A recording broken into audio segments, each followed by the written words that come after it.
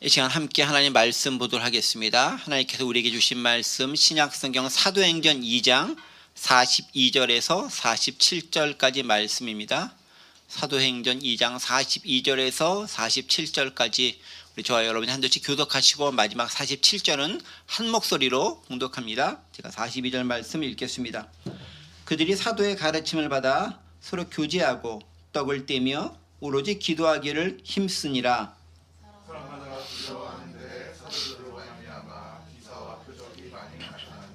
믿는 사람이 다 함께 있어 모든 물건을 서로 통용하고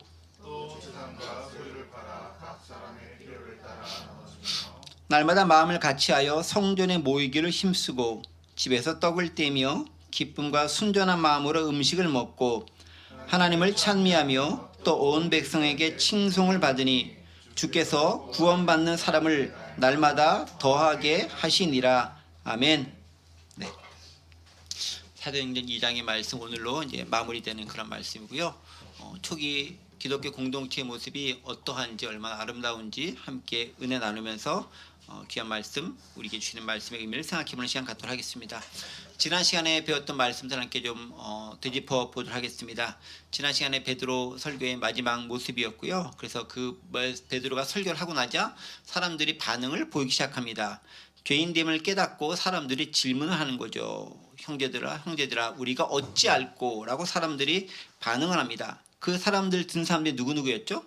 경건한 유대인들, 예루살렘에 거주했던 사람들이 베드로의 설교와 말씀을 들었습니다. 그들은 마음의 찔림을 받고 당황합니다. 자, 그런데 베드로가 무엇을 설교했습니까? 어떤 내용을 설교했죠? 베드로가 설교했던 내용. 너희가 죽인 그 예수를 하나님이 살리셨다라는 것입니다. 그리고 하나님이 그것을 친히 구약의 말씀들을 통해 증언하셨다. 다윗의 입을 통해 증언하셨다라고 이야기하는 것을 통해서 그들이 죽인 그 예수가 하나님의 아들이고 메시아였다라는 것들을 베드로가 강력하게 선포하게 됩니다. 자, 그 말씀을 듣자 사람들은 어떤 반응을 보이죠? 우리가 어찌할꼬? 복음을 제대로 듣는 사람들은요, 성령의 감동으로 마음의 찔림을 받게 되고 질문을 할 수밖에 없습니다. 어찌할꼬?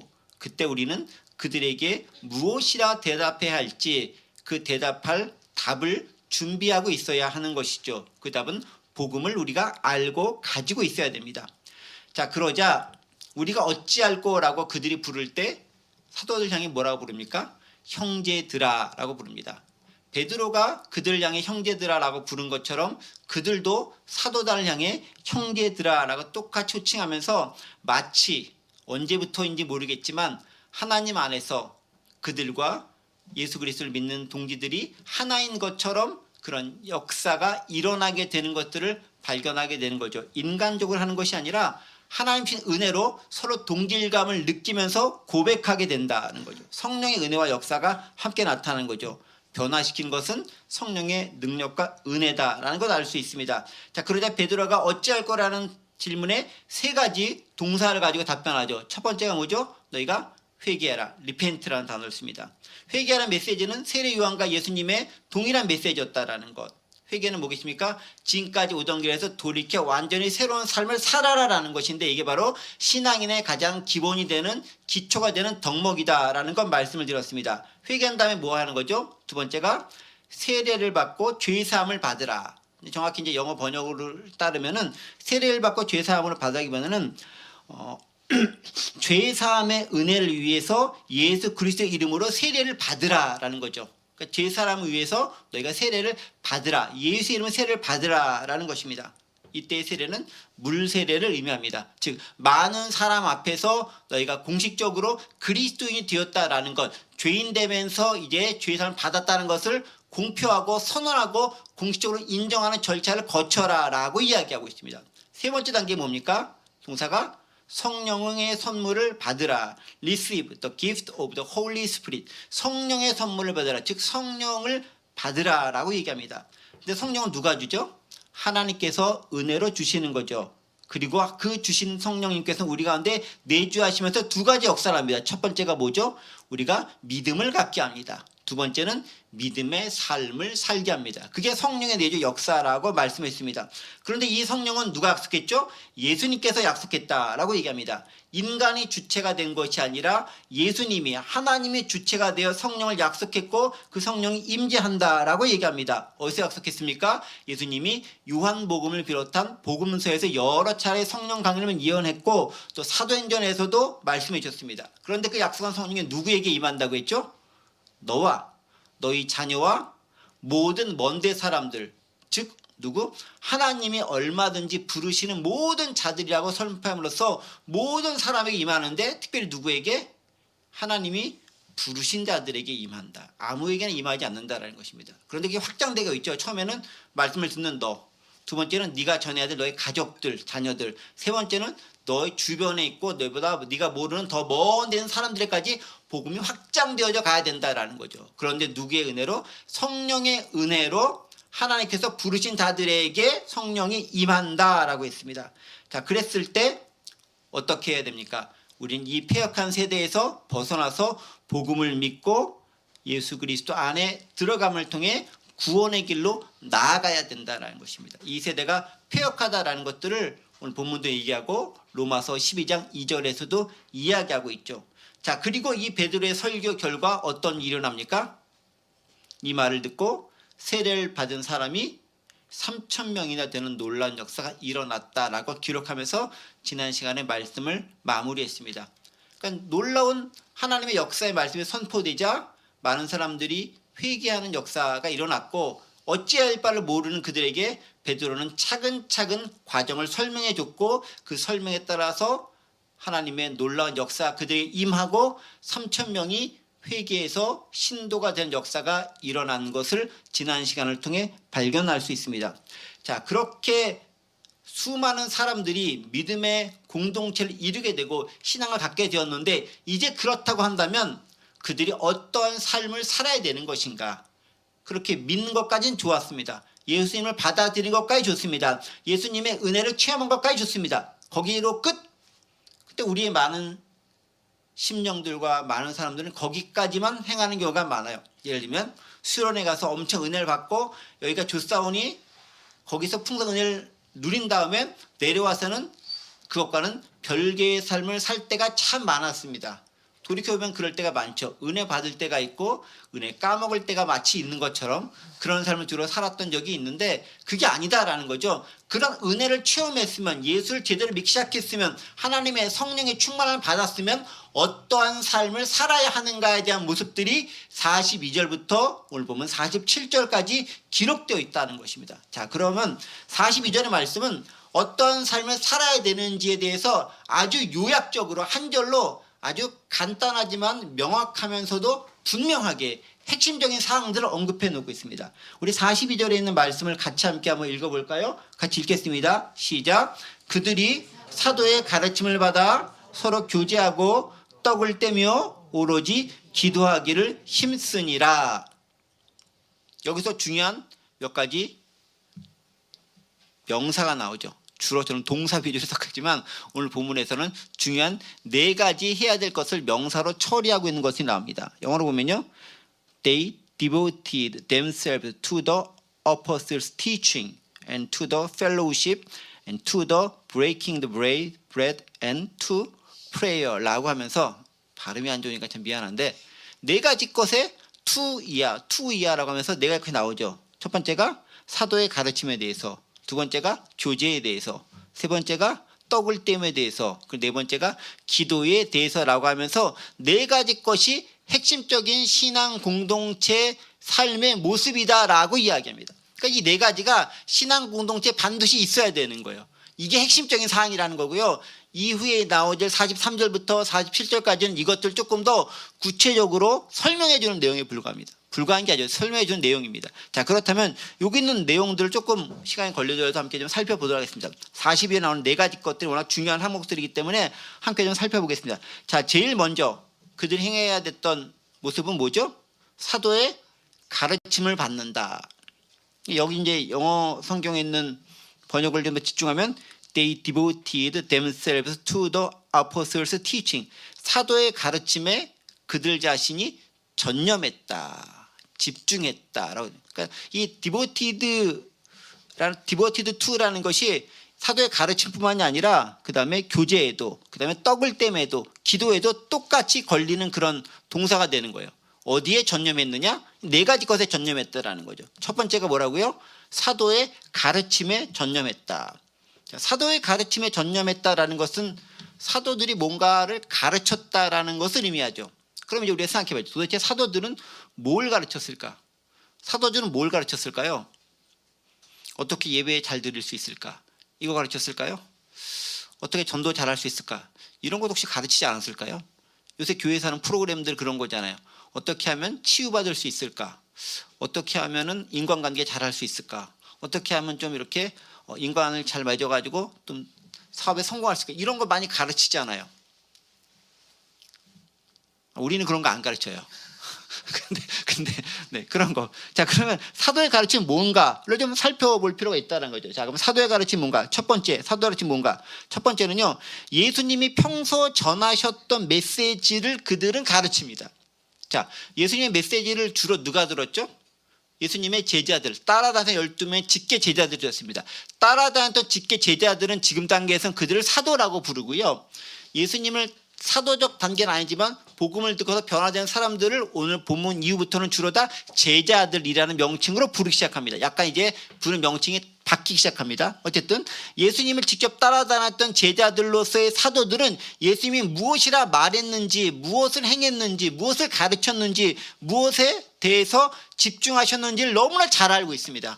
3년 동안 보고 듣고 경험하면서 그들은 배운 것이 있는 거죠. 그래서 예수님께서 직접 그렇게 명하셨으면 니네가 가르칠 것이 있는데 내가 너에게 분부한 것을 가르치라라고 명령합니다. 그게 어디? 마태복음 28장 20절이죠.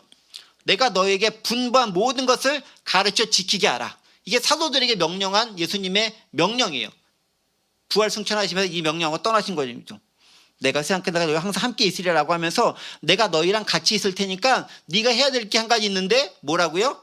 내가 너에게 분부한 그 모든 것을 가르치라라는 거예요. 누구에게? 이제 내 제자가 될 그 많은 사람들에게, 너희가 세례를 줄 그 사람들에게 내가 너희에게 보여주고 배우게 하고 가르치고 경험하게 하고 함께 느끼고 체험했던 모든 것들을 가르치라라고 얘기합니다. 사도들은 잘 알고 있었겠죠. 예수님과 함께 더불어 생활했으니까. 그 예수님의 비유의 말씀들, 하나님 나라 선포의 말씀들, 바리새인들과 논증했던 말씀들, 또 병자를 고치면서 그들이 치유하시면서 선포했던 여러 말씀들, 또 그들이 왜곡하고 있었던 유대인들이 잘못 알고 있었던 말씀들을 교정해 주셨던 것들, 그 모든 것들을 기억하면서 그대로 가르치라라는 겁니다. 뭘 가르치라? 예수님께서 말씀하시고 행하시고 예수님께서 강조하셨던 것을 가르치라라는 거예요. 그럼 예수님께서 행하시고 가르치시고 강조했던 것이 무엇입니까? 그게 하나님의 나라라는 거죠. 제자들은, 사도들은 그 하나님의 나라를 사람들에게 가르쳐야 하는 거예요. 다른 것이 아니라. 자, 두 번째 가르치는 것입니다. 뭘 가르칩니까? 두 번째는요, 사도행전 4장 10장을 보고 지난 시간 우리가 함께 봤던 내용들입니다. 뭘 가르칩니까? 예수님의 생애, 예수님의 십자가, 예수님의 부활과 승천을 가르치는 것입니다. 첫 번째 예수님의 복음의 메시지를 가르치는 거라면, 두 번째 예수님은 그 자체를 가르칩니다. 예수님이 누구고, 예수님이 어떻게 탄생했고, 어떻게 삶을 사셨고, 어떻게 고난당하시고 십자가에 죽으셨고, 어떻게 부활하고 어떻게 승천하셨는지를 가르치는 거예요. 그러니까 두 가지를 가르치는데 둘 다 예수님과 관련된 거죠. 하나는 예수님께서 말씀하셨던 것, 두 번째 예수님 그 자체가 누구신지, 어떤 분이신지를 가르쳐야 한다라는 것입니다. 그래서 사도행전 4장 10절을 보면요, 너희와 모든 이스라엘 백성들 알라라고 사도들이 이야기하는데 뭘 얘기하냐면, 너희가 십자가에 못 박고 하나님이 죽은 자 가운데서 살리신 나사렛 예수 그리스도 이름으로 이 사람이 건강하게 되어 너희 앞에 섰느니라 라고 하면서 뭘 가르칩니까? 예수님이 누군지를 가르치는 거예요. 우리가 지난 시간 지지했던 것처럼 너희가 죽였던 그 예수가 하나님이 살리신 분이고 그분이 메시아고 그분이 가장 뛰어난 우리의 참다운 구세주야라고 말씀하시고 그 예수님을 가르친다라는 거죠. 그래서 교회에서 가르쳐야 할 것은 이거예요. 뭘요? 예수님이 가르치셨던 것을 우리도 가르치는 거예요. 예수님이 누구인지를 가르치는 거예요. 교회는 다른 것이 아니라 가장 핵심적으로 해야 될 것들이 이 두 가지 거라는 거죠. 다 예수님과 관련된 것이지만 예수님의 가르치셨던 내용, 그리고 예수님의 행적과 예수님 자체를 가르치고 있는 것인가. 우리는 이것에 대해서 질문해보고 이것에 초점을 두고 가르침을 행해야 됩니다. 다른 것을 무시하고 다른 것을 없인 여기라는 것이 아니라 이것이 기반되지 않는 다른 모든 가르침은 헛것이나 겉모양에 불과하다는 것을 우리는 기억해야 합니다. 자, 그런 사도의 가르침에 의해서 첫 번째 언급하고 있습니다. 자, 두 번째는 뭘 하라고 그랬죠? 무엇에 전념하라고 얘기합니까? 두 번째는 성도의 교제에 대해서 전념하라. To the fellowship에 대해서 얘기해라. 전념하라고 합니다. fellowship. 영어로는 fellowship, 한국어는 교제라고 되어 있는데요. 헬라어로는 우리가 너무 잘 아는 말 있죠. 코이노니아라는 단어가 여기서 나옵니다. 코이노니아에 너희는 집중하라라고 전념하라고 얘기합니다. 교제에도 우리는 집중해야 돼요.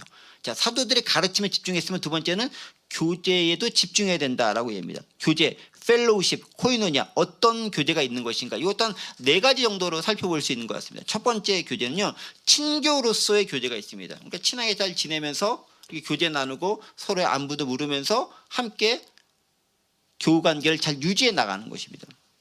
오늘 본문 읽었던 그 본문이죠. 그들이 사도의 가르침을 받아 서로 교제하며 떡을 떼며 오로지 기도 힘쓰니라라고 하면서 이런 모든 활동들을 교제라는 단어로 요약할 수 있습니다. 그러니까 우리가 함께 신앙생활하고 함께 의사소통도 하고 함께 대화도 하고 함께 안부도 묻고 궁금하니까 서로 도움도 주고 하는 그런 모든 활동을 교제라고 하는, 즉 성도의 더불어 하는 신앙생활의 모습을 교제라는 단어로 표현할 수 있습니다. 그거 하라는 것입니다. 밥 먹으면서 이야기 나누는 것도 교제인 거고요. 식탁 공동체를 나누면서 근황을 알아보는 것도 교제인 거고, 아픈 사람이 있으면 기도해 주는 것도 교제인 거고, 즉 성도 간에 함께 관심을 가지면서 하나의 신앙 공동체 안에서 가족으로 살아갈 수 있는 것을 교제라는 단어로 표현하고 있다라는 것입니다. 친교하다라는 의미가 있습니다. 자, 두 번째 교제라는 단어는요, 사귀다, 교류하다라는 의미를 가지고 있습니다. 이것이 교제 가운데 코이노니아라는 동일한 헬라어를 쓰는 단어입니다. 근데 이제 영어랑 한국어로는 약간 다르게 번역될 수 있을지 모르는데 동일한 코이노니아라는 단어를 쓰고 있습니다. 갈라디아서 2장 9절에 대표적으로 나오는 구절인데요. 여기 있죠? 네, 두 번째 벌써 빨리 나왔군요. 또 기둥같이 여기는 야고보와 게바와 요한도 내게 주신 은혜를 알므로 나와 바나바에게 친교의 악수를 하였으니 우리는 이방인에게로 그들은 할례자에게로 가게 하려 함이라 하면서 친교의 악수할 때 이 친교 여기 있죠. 친교의, 이 친교라는 말이 교제 코이노니아라는 단어를 씁니다. 즉 무슨 얘기냐? 바울 일행과 또 베드로 일행들이 서로 교제하고 교류함을 통해 가지고 너희는 이쪽에 이야기를 하고 우리는 이쪽에 복음 전환을 하겠다. 즉 한쪽은 이방인에 한쪽은 유대인을 중심으로 복음 전환 일을 하겠다라고 하면서 예전까지는 되게 소원한 관계에 있었다면 이제 소통을 통해서 어떤 조약과 계약을 맺으면서 약속을 하면서 우리가 서로 싸우거나 서로 대적하지 말고 우리의 맡겨진 일을 잘 감당하자라고 하면서 일을 감당하는 거예요. 즉 사귀며 교류한다라는 측면에서의 교제가 있습니다. 그러니까 우리는 이것들은 바깥 사람들과도 그런 식으로 사귀며 교류할 필요가 있습니다. 물론 성경 본문에는 너희가 이방인을 섬기는 자들과 함께 교류할 수 있느냐라고 하면서 하지 말라라고 얘기한 측면이 있지만 복음 전도라는 측면에서 또 그들을 전하기 위해서 필요한 것들은 어떤 교제도 필요하다는 것을 얘기할 때가 있는 거죠. 그런데 기본적으로 여기 있는 교제들은 다 성령 안에서 하는 교제가 기본적으로는 전제로 깔려져 있는 거예요. 그러니까 성령을 벗어난 교제가 아니라 성령 안에서 교제가 기본적으로 깔려 있다는 거죠. 두 번째 이렇게 사귀다 교류하다라는 의미가 있는 거죠. 즉 지금까지 소원한 관계에 있었다면 관계를 회복해서 각자에게 맡은 일을 감당해 나가다라는 측면에서의 교제가 있습니다. 자, 세 번째 교제가 있습니다. 세 번째는요, 이것도 교제야? 라는 말을 쓸지 모르겠지만 코이노니아라는 동일한 단어를 씁니다. 세 번째는 연보하다, 헌금하다라는 단어가 있어요. 좀 의아할지 모르겠는데 로마서 15장 26절입니다. 이는 마게도냐와 아가야 사람들이 예루살렘 성도 중 가난한 자들 위하여 기쁘게 얼마를 연보하였습니다 할 때 이 연보라는 단어가 코이노니아라는 단어를 씁니다. 즉 뭡니까? 누군가를 돕는 것, 어려운 사람들을 위해서 내가 물질적 도움을 주는 것, 이게 다 교제에 해당된다는 거죠. 또 교회가 생활할 수 있도록 헌물하고 헌금하는 것, 이게 다 교제에 해당되는 단어들입니다. 특별히 이제 로마서에 나타난 부분들은 마게도냐와 아가야 사람들이 예루살렘의 어려운 사람들 위해서 예루살렘 교회를 위해서 오히려 그들이 헌금했다라고 얘기하고 있어요. 교회는 예루살렘에서 시작됐는데도 불구하고 오히려 이방 지역에 있었던 마게도냐와 그쪽에 있는 그 사람들이, 즉 마게도냐 그다음에 고린도에 있는 그 사람들이 오히려 예루살렘 교회를 위해서 헌금하는 그 역사가 일어났다. 그게 바로 교제다라고 이야기하고 있습니다. 이것도 교제라는 거죠. 네 번째 교제는 뭐냐면요, 하나님과 영적인 소통을 또 교제라는 단어, 코이노니아라는 단어를 씁니다. 이거는 성부, 성자, 성령 세 위격의 하나님과 함께 교류하는 것을 코이노니아라는 단어를 쓰고 있습니다. 가장 대표적인 구절이 요한일서 1장 3절이고요. 또 데살로니가전서 또 5장 13절, 18절인가 13절의 말씀, 우리가 축도할 때 쓰는 말씀도 거기 교제라는 단어가 들어갑니다. 우리가 보고 들은 바를 너희에게 전함은 너희로 우리와 사귐이 있게 하려 함. 여기서 사귐이라는 단어죠. 여기 사귐, 우리의 사귐.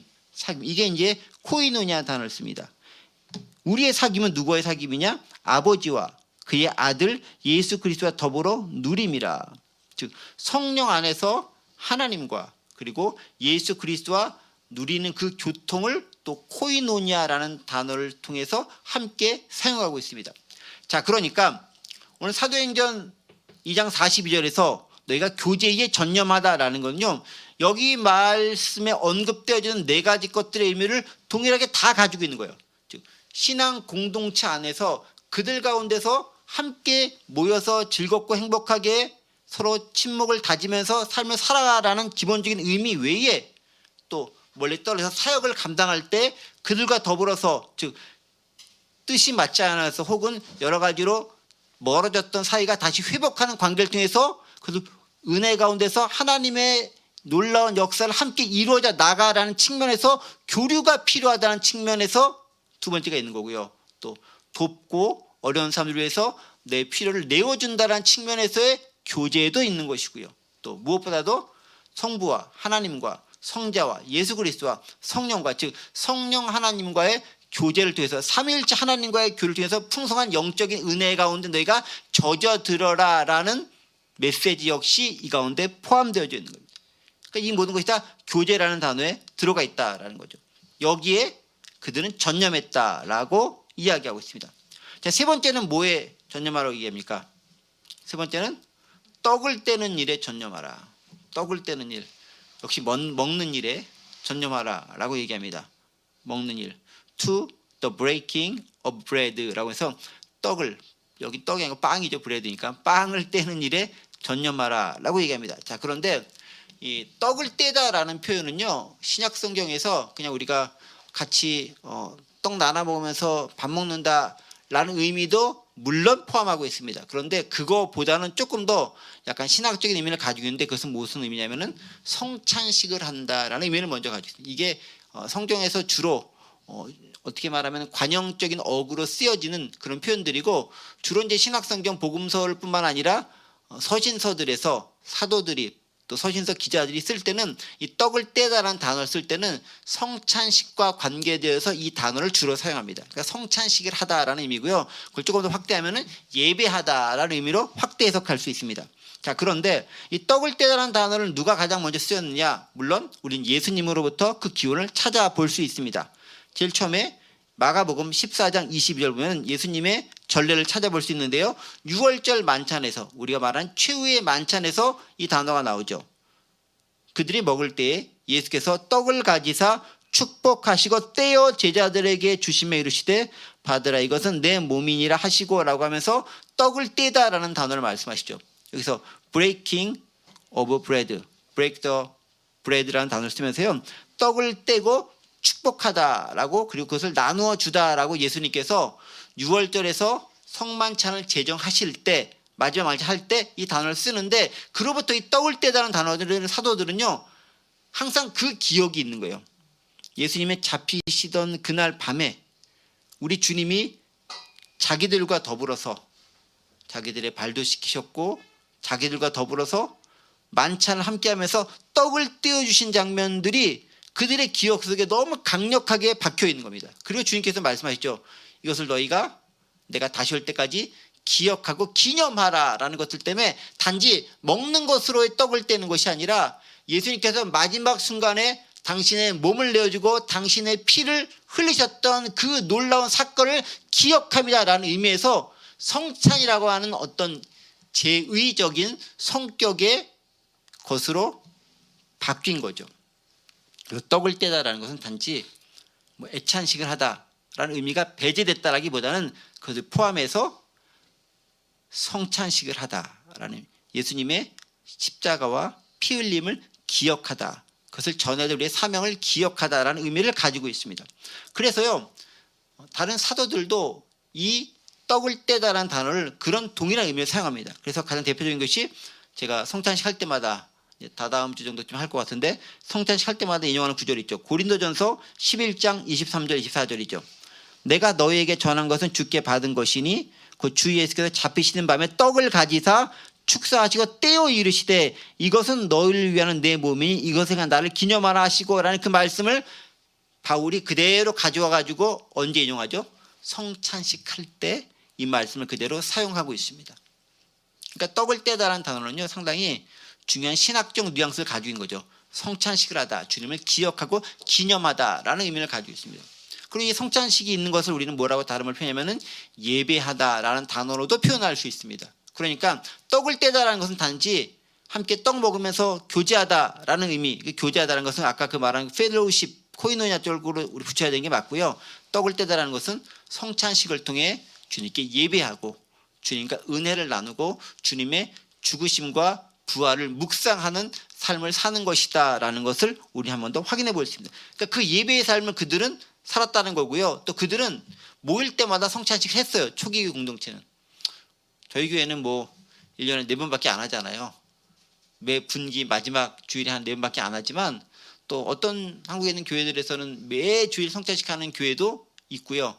또 한 달에 한 번씩 하는 경우도 있고 또 1년에 2번 하는 데도 있고 횟수는 여러 다를 수 있겠지만 성찬식이 되게 중요하다라는 거죠. 가능하면 자주 할 수 있으면 좋은데 여건상 그러지 못한 부분도 있다라는 거 우리가 함께 염두에 두면 좋을 듯 싶습니다.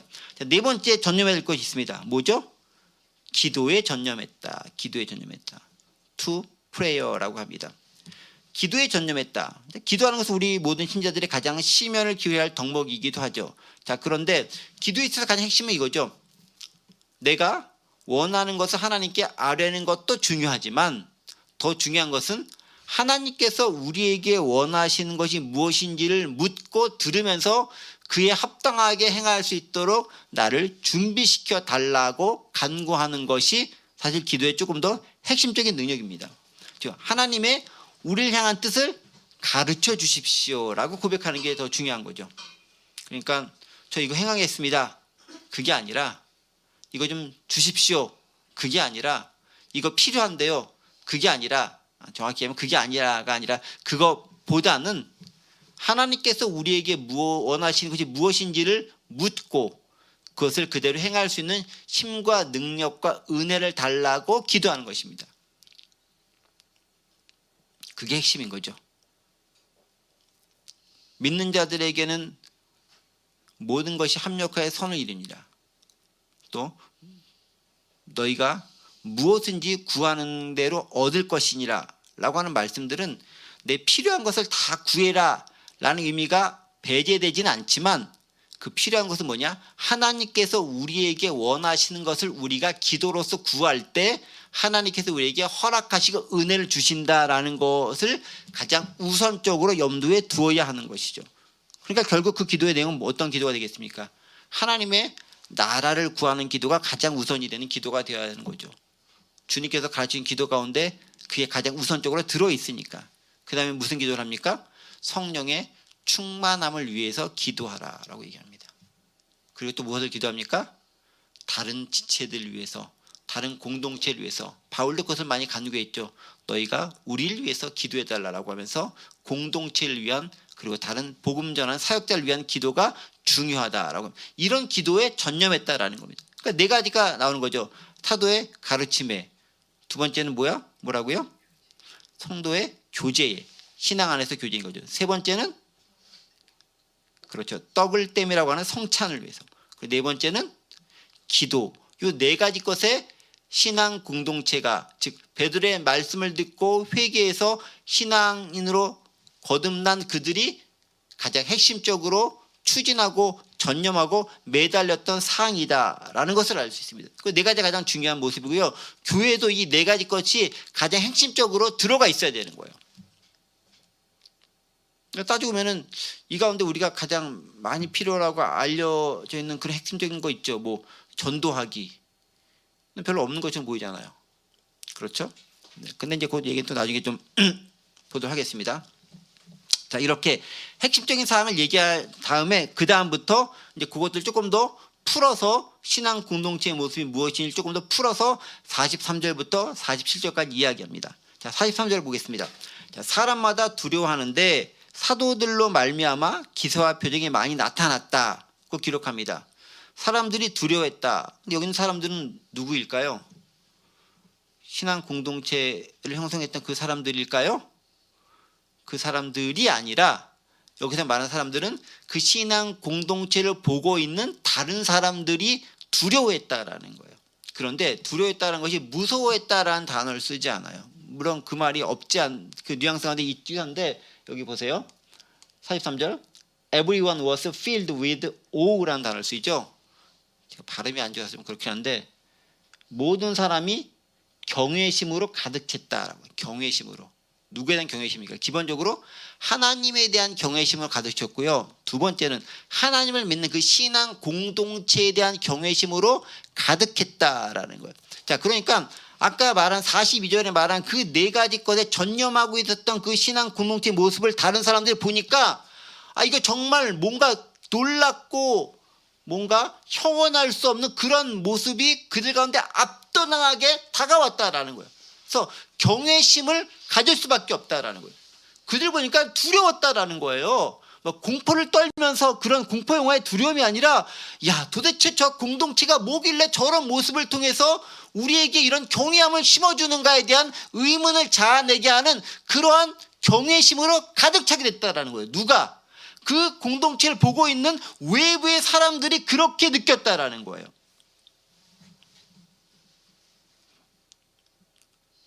신앙 공동체의 삶의 모습과 사도단의 권능의 역사를 보면서 그들은 기독교 공동체를 두려워하기 시작했다라는 거예요. 다른 말로 영적인 두려움을 그들은 신앙 공동체를 보면서 갖기 시작했다라고 얘기합니다.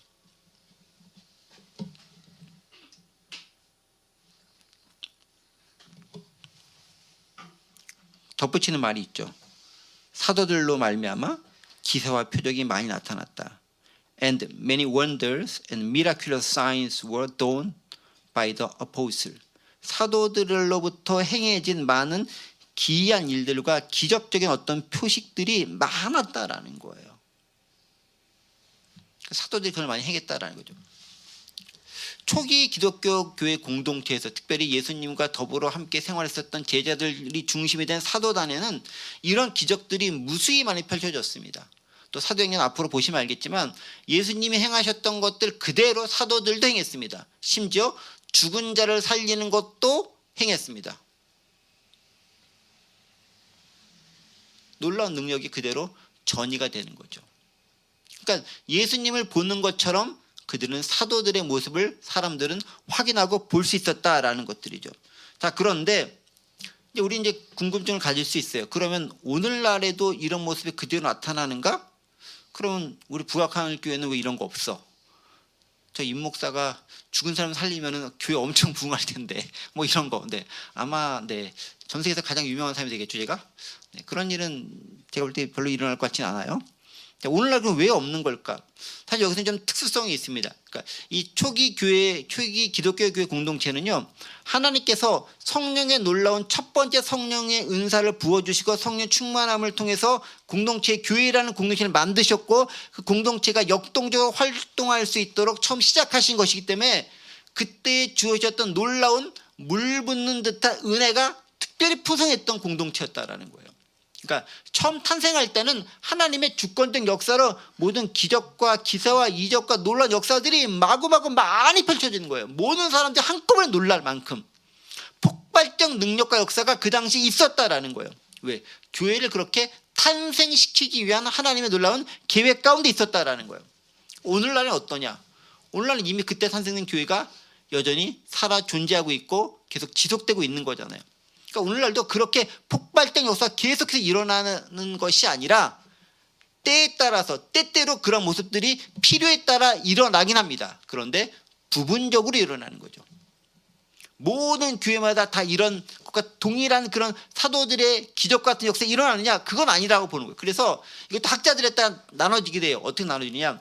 이때와 같은 사도들단의 그 모습들이 지금도 여전히 그런 사도들이 있다라고 주장하는 모습들이 있어요. 주로 이제 그 은사주의 교회들에서 그런 걸 많이 주창합니다. 성령의 역사를 많이 강조하는 교회에서 그걸 많이 주창합니다. 그래서 지금도 그런 사람들은 사도급의 사람이라고 주장하는 사람들이 있어요. 그러나 또 개혁주의라던가 또 이런 아주 보수적인 신앙단체에서는 이거는 좀 특별하게 이 시대에만 국한된 것이고 지금 시대는 끝났다. 그러니까 그 시대에만 국한되어지고 그 다음 시대는 이런 역사가 일어나지 않는다라고 이야기하는 그런 학자들도 있습니다. 근데 저의 부족한 소견을 봤을 때는 그때 임했던 놀라운 역사 분명히 있지만 지금도 완전히 끊어진 것은 아니지만 부분적으로 필요에 따라서 하나님의 은혜의 역사가 상황과 장소에 따라서 다르게 필요에 따라서 나타날 수 있다라는 것 정도 우리가 받아들이면은 적합하지 않을까 그렇게 생각을 합니다. 자, 그런 놀라운 모습들이 어쨌든 일어났다라는 거죠. 그렇게 놀라운 기적과 은혜가 있고 또 아까 말씀드린 네 가지 활동들이 풍성하게 일어나자 사람들이 어떤 반응을 보인다? 그 공동체에서 경외함으로써의 두려움을 보인다라는 것입니다. 자, 그러면 이제 이 시점에서 우리가 한번 우리의 기독교의 모습을 한번 점검해 봐요. 오늘 우리가 사는 시대에서 사람들이 보는 기독교는 이러한 의미로 두려워하고 있습니까? 두려워하는 것 같긴 해요. 쟤네가 또 뭔 짓을 할까? 라는 측면에서 두려워하고 있는 것 같긴 해. 좀 뻘짓 좀 안 했으면 하는 측면에서 두려워하고 있는 것 같기는 해. 근데 그것은 뭐냐면은 경외하다, 즉 영어로 오라는 단어를 쓰는 것과 같은 측면의 두려움이 아닌 거예요. 여기서의 두려움은 뭐냐면요, disgust라는 단어를 쓰는 거예요. 혐오하다라는 측면에서 두려워한다라는 측면이죠. 제발 쟤네들 좀 사라졌으면 좋겠어. 없어졌으면 좋겠어. 내 눈에서 안 보였으면 좋겠어 라는 측면에서 세상 사람들이 개신교, 기독교라고 하면 천주교를 제가 아우를 수 있기 때문에 제가 담당할 수 없고요. 개신교 목사니까 개신교에 대해서 갖는 모습들이 그런 부정적인 모습이 많이 들어가 있다라는 거죠. 초대교회 공동체를 봤었을 때 느꼈던 그런 경외함으로서의 두려움이 있어야 되는데 그 대신에 혐오함으로서의 두려움이 가득한 시대가 오늘 우리 시대가 아닌가라는 거예요. 무척 속상하고 안타까움이 가득한 현실이라는 거죠. 그 사람들이 여러분을 봤을 때는요, 여러분들 보면서 야, 하나님의 믿는 사람은 저런 특별하고 놀라운 은혜의 삶을 사는구나라는 측면에서 존경과 두려움, 즉 존경과 경외의 대상으로 여러분이 작용한다면 여러분들은 잘 신앙생활을 하는 거예요. 그런데 또 교회 다닌다면서 왜 그래? 교회 다니는 사람은 원래 다 그래? 뭐 이런 말을 듣는다. 그러면 disgust로서의 두려움의 대상이 될 수도 있다. 우리가 어떤 삶을 사느냐는 우리의 삶의 모습을 통해 드러나게 된다라는 것입니다. 이 모습을 보면서 많이 가슴이 좀 아팠어요. 자, 그러면서 또 구체적인 삶의 생활의 모습을 드러내 줍니다. 44절 45절인데요. 믿는 사람이 다 함께 있어 모든 물건 서로 통용하고 또 재산과 소유를 팔아 각 사람의 필요에 따라 나누어 주었다라고 얘기합니다. 자, 이 모습을 딱 보면은 야, 이건 어떻게 모든 소유를 다 팔아가지고 다 나눠하고 공동체 생활해야 되는 거잖아라고 이야기하고 있는 것처럼 보입니다. 또 실제로 이 말씀을 그대로 따라가지고 어떤 이단들이라던가 또 급진적인 생활하는 것은 자기들만 따로 공동체를 만들어서 이렇게 생활하기도 합니다. 자, 그런데 그런 많은 공동체 가장 큰 문제는 뭐냐면 일부 사람들만 잘 먹고 잘 산다는데 문제의 핵심이 있는 거죠. 즉 모든 사람이 다 같이 똑같이 더불어서 같은 모습으로 잘 살면 대치 오케이인데, 그것이 아니라 다른 모든 사람들은 다 힘들고 어렵고 힘들게 고생하고 노동하고 막 하는데 일부 교주를 비롯한 사람들만 잘 먹고 잘 산다? 그건 이 모습이 아니다라는 거예요. 왜곡된 모습이다라는 거죠. 즉 그런 신앙 공동체를 막 강조하면서 그렇게 따로 개토처럼 만들어 생각하는 곳이 있습니다. 우리가 많은 이단들이 그래요. 무슨 아가동산도 그렇고 뭐 많이 그렇습니다. 그런 많은 이단들 잘못된 것은 교주와 그 측근들은 되게 잘 살아. 나머지 사람들은 다 못 살죠. 이것의 왜곡된 형태다라는 겁니다. 자, 그러면 이런 모습이 어떤 모습이겠느냐? 먼저 보겠습니다. 믿는 사람이 다 함께 있어 모든 물건을 서로 통용했다. 자, 믿는 사람이 다 함께 있었다. 그럼 거기 한 3,000명 정도 되는 사람이 회개했다고 얘기하는데, 또 그다음에 다락방 기도전 사람들이 또한 120명쯤 되고 또 모인 사람들도 수백 명이었으니까 한 3,4천 명이 한꺼번에 다 같이 공동체 생활을 했었을까? 그러지는 않았을 거 아니에요. 이건 상당히 과장되고 상징적인 표현이죠. 다 같이 모여 살았다, 집단 생활했다, 그게 아니에요. 시오니즘처럼 그 사람들끼리만 다 모여 살았다, 그 모습이 아니에요. 그 사람들이 자기 처소와 생활 공간에서 부분 흩어져서 그들끼리 또 모임을 갖는 그런 삶을 살았겠죠. 그걸 어떻게 할 수 있느냐? 그들의 집집마다 나중에 성찬식동하고 떡을 떼는 것을 집집마다 행합니다. 그 집이 교회가 되는 삶을 살았다라는 거죠. 그러니까 다 같이 한 군데 떼외로 몰려서 이렇게 살았다. 즉 이스라엘 신앙 공동체처럼 시오니즘처럼 그런 것을 만들었다, 그런 개념이 아니다라는 거예요. 어떤 거다? 믿음의 사람들이 같이 모여서 신앙 공동체를 이루며 살 때 다 같이 모든 사람이 전체가 싹 다 모인 것이 아니라 부분 그들의 삶에 대해 흩어져서 그들이 신앙 공동체 역할을 감당했다는 것입니다. 그런데 그렇게 작게 공동체 조그맣게 모여서 어떤 것을 했느냐? 물건을 서로 통용했다. 재산과 소유를 팔아 각 사람의 필요에 따라 나누어 줬다라는 것입니다. 자, 그런데 서로 통용했다라는 말, 영어로 보니까 had everything in common, 공동으로 그들이 가진 모든 것들을 함께 했다라고 해서 이제 모든 것이라는 것들 때문에 막 이렇게 everything이라는 것 때문에 다 그렇게 표현할지 모르겠지만, 여기 나와 있는 것들은 뭐냐면 서로 통용했다는 것은 내 가진 이상 다 파라는 것들이 아니라 그들은 자발적으로 성령의 감동에 따라 필요에 의해 재산을 팔고 필요에 의해 그 공동체를 통해 사용했다라는 의미가 명확합니다. 어떻게 알 수 있느냐? 사도행전 5장을 보면요, 아나니아 삽비라 이게 나와요. 거기서 어떤 사람이 재산을 팔아서 사도들에게 기증을 합니다. 교회에 기증을 합니다. 자, 그런데 그가 잘못했다고 하나님께 엄청 대판 혼나죠. 베드로한테 혼나죠. 그래가지고 뭐 급사하는 일이 발생합니다. 뭘 잘못했느냐? 재산을 다 팔지 않아서 아니에요. 그들의 재산의 일부를 팔 수 있습니다. 그래서 하나님께 헌신하는데 그들이 약속한 약속을 지키지 않았기 때문에 하나는 좀 숨겨놓고 했기 때문에 문제인 거예요.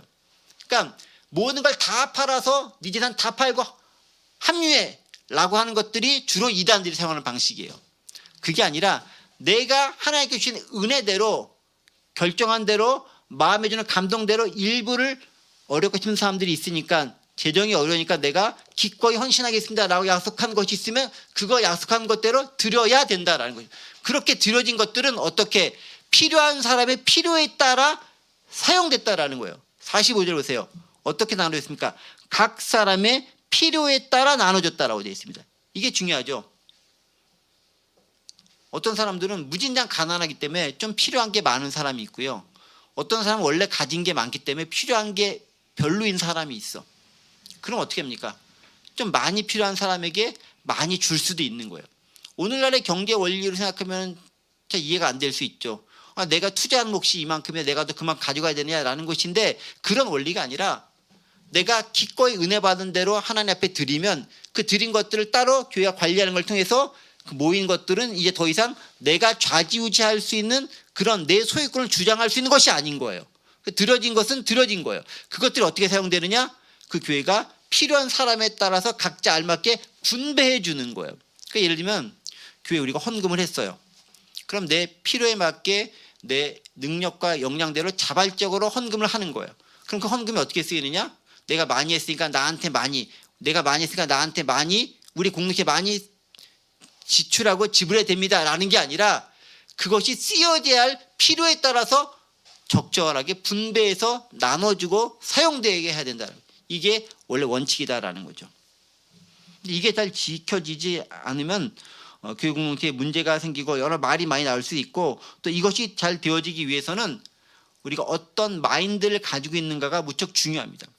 즉 여기서의 마인드는요, 자발적인 공동체가 돼야 되는 거예요. 그런데 이제 공산주의와는 좀 다르죠. 공산주의는 자발적인 공동체가 아니라 상당히 의무와 강요적인 상황 가운데서 모든 것을 뜯어가는, 예를 들면 세금과 같은 개념인 게, 세금보다 훨씬 더 강력한 개념인 거잖아요. 단지 세금 정도가 아니라 그 개념을 다 가지고 있기 때문에 이런 공산주의하고 초기 기독교 공동체 모습은 상당히 많이 다르다라는 거예요. 물론 공산주의의 상당히 긍정적인 이상향적인 모습은 무척 좋은 모습이긴 하지만, 우리가 인간 세상을 살아가면서 욕망과 욕심을 가진 인간의 입장에서는 완벽한 공산주의 체제가 이 땅에 이루어지는 것은 사실상 불가능하다라고 본다고 한다면, 신앙 공동체 모습은 은혜 받은 자발적 성도들의 모임을 통해서 재정이 운영되어져야 된다라는 것입니다. 필요에 따라 나타나는 것입니다. 자, 그런데 이렇게 필요에 따라 쓰이기 위해서는 어느 정도 뭔가 모여야 되는 거잖아요. 그럼 누가 모이게 되느냐? 아무래도 많이 가진 사람은 많이 지출하고 많이 헌금할 수밖에 없는 거예요. 왜냐하면 세상은 가진 몫이 다 다르기 때문에 그래요. 그래서 성경도 뭐라 얘기하면은, 너희 가운데서 많이 가진 사람은 조금 많이 내는 걸 통해서 어렵고 힘든 사람을 도와라라는 거예요. 하나님도 그들을 구제하는 방식이 이런 방식을 통해 구제하겠다라는 거예요. 그래서 신명기 15장 11절에 있는 말씀을 보겠습니다. 땅에는 언제든지 가난한 자가 그치지 아니하겠으므로 내가 네게 명령하여 이르노니, 너는 반드시 내 땅 안에 내 형제 중 곤란한 자와 궁핍한 자에게 내 손을 펼지니라. 누가 도우라고 얘기하죠? 조금 더 가진 사람이 니네가 가난하고 궁핍한 자를 도우라라는 거예요. 그들이 그들에게 죽게 만들고 놔두는 것은 네가 나의 의무와 책무를 저버리는 거다라고 얘기합니다. 되게 강력한 메시지를 선포하고 있는 거예요. 그러니까 우리가 어렵고 힘든 사람들을 돕는 거는요, 내가 착한 일 한 거다, 착하지 않은 거 맞아요. 근데 그게 아니라 궁극적으로 따져보면은 하나님께서 더 많이 가진 사람에게 주신 명령인 거예요. 왜 더 주셨느냐? 그들을 도우라고. 되게 단순한 원리인 거예요. 신앙적인 공동체의 모습이 이거라는 거죠. 그러니까 내가 많이 가졌다? 그것은 조금 나보다 힘든 사람을 위해 사용하라라고 주신 거예요. 그렇게 사용되어지면 사실은 전 세계에 굶어 죽는 사람은 없어요. 모든 전 세계의 식량이 굶어 죽는 사람이 없을 만큼의 풍족한 양이 이미 됐다고 선언하고 있어요. 그런데 우리의 욕심이, 개인주의적이고 이기주의적인 욕심이 그들을 돕는데 사용하고 있지 않기 때문에 빈익빈 부익부가 심화된다라는 거죠. 그러니까 성경대로의 가치관대로 따지면은 되게 멋진 공동체가 되는 거예요.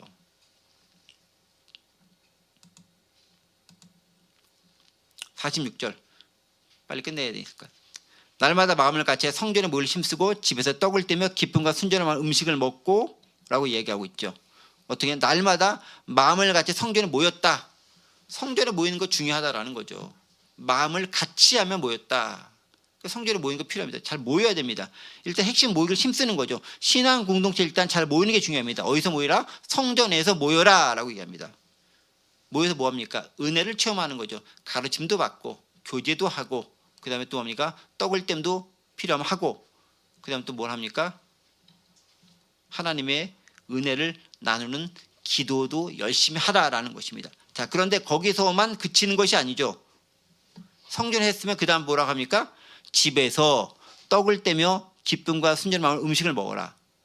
성전에서 모여서 은혜를 받은 다음에 다시 뭐랍니까? 너희의 가정 공동체 혹은 너희가 소규모의 그 집교회를 방문해서 또 찾아가서 너희가 있는 그곳에서 기쁨과 즐거움으로 예배도 하고 신앙인의 삶을 살아라라고 합니다. 교회 공동체도 하고 작은 소규모의 공동체도 만들어서 거기서 또 떡을 떼며 하라라는 거예요. 교회에서만 성찬식 하는 게 아니라 집에서도 애찬식 하라라는 거예요. 그 공동체 모습, 삶을 살아라는 거예요. 그 당시의 모습은요, 사실은 한 곳에 딱 모일 수 있는 성전을 갖는 게 쉽지 않았고 또 그런 회장도 쉽지 않았기 때문에 또 왜냐하면 기독교는 모인다고 하면 쉽지 않은 모습이기 때문에 몰래 지하공디 카프타쿤 같은 데 몰려서 그렇게 회집하면서 모임을 가졌지만 각 성도들이 들어가가지고 자신들의 또 공동체 조그만 집이라 이런 데서 또 자신들 나름대로 애찬식을 갖기도 했다라는 거예요. 떡을 띠기도 했다라는 거예요. 또 집에서 돌아가면서 프람 하우스 투 하우스라는 단어를 킹제임스 버전으로 사용합니다. 집들을 가면서 그렇게 예배를 드리라는 거예요. 성전에만 모이면 된다라는 당시 생각과 가치관의 전복을 이루는 일이죠. 근데 어떤 마음으로? 순전함과 기쁨을 가지고 행해라. 순수함과 기쁨의 마음을 가지고 그렇게 행해라라는 겁니다. 그 마음을 가지고 행해라라는 거죠. 그랬을 때 어떻게 했느냐? 하나님을 찬양하는 삶을 살게 된다는 거죠. 그 모든 것을 위해서. 자, 그래서 어떻게 했느냐? 온 백성의 칭송을 받았다. 근데 영어 표현이 좀 더 재밌지 않습니까? Enjoying the favor of all the people. 모든 사람들이 우리를 찬송하는 것에 내가 참여하고 즐거워하게 됐다라는 거죠. 즐기게 됐다라는 거예요. 다른 사람들이 우리를 칭찬하는 소리가 많이 들렸다라는 거예요.